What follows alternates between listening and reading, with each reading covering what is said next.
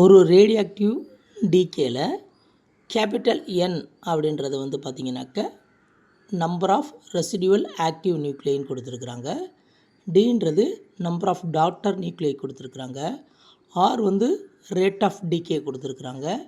டீன்றது டைம்னு கொடுத்துருக்குறாங்க. எம்ன்றது mass of the active sample.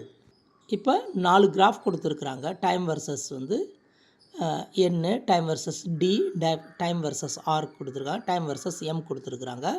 இந்த 4ல் எந்த கிராஃப்லாம் வந்து கரெக்டான கிராஃப்ஸ் அப்படின்னு கேட்டிருக்கிறாங்க. என் வந்து நம்பர் ஆஃப் ரெசிடுவல் ஆக்டிவ் நியூக்ளியன்னு கொடுத்துருக்காங்க, தட் இஸ் பேரண்ட் நியூக்ளியை.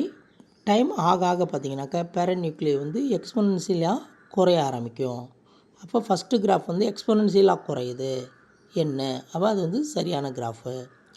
அதேமாதிரி செகண்ட் கிராஃப் பார்த்தோம் அப்படின்னு சொன்னாக்க டாட்டர் நியூக்ளியை அதேமாதிரி டைம் ஆக ஆக எக்ஸ்பொனன்ஷியலாக அதிகரிக்கும், அதுவும் சரியான கிராஃபு. ரேட்டு பார்த்திங்க அப்படின்னு சொன்னிங்கனாக்க ரேடியோஆக்டிவ் டீகேவை பொறுத்தவரை பார்த்திங்கன்னா ரேட் வந்து கான்ஸ்டன்ட் தான். ரேடியோஆக்டிவ் டீகே வந்து ஒரு ஃபஸ்ட் ஆர்டர் ரியாக்ஷனு, அந்த வகையில் இண்டிபெண்ட் ஆஃப் த கான்சன்ட்ரேஷனு. ஆகவே வந்து ரேட் வந்து கான்ஸ்டண்ட்டாக இருக்கும். அப்போ தேர்டு கிராஃபும் கரெக்டான கிராஃபு. ஃபோர்த்து கிராஃபை பொறுத்தவரை பார்த்தீங்கன்னாக்கா மாஸ் வந்து கம்மியாகிட்டு வர்றதா காமிச்சிருக்கிறாங்க.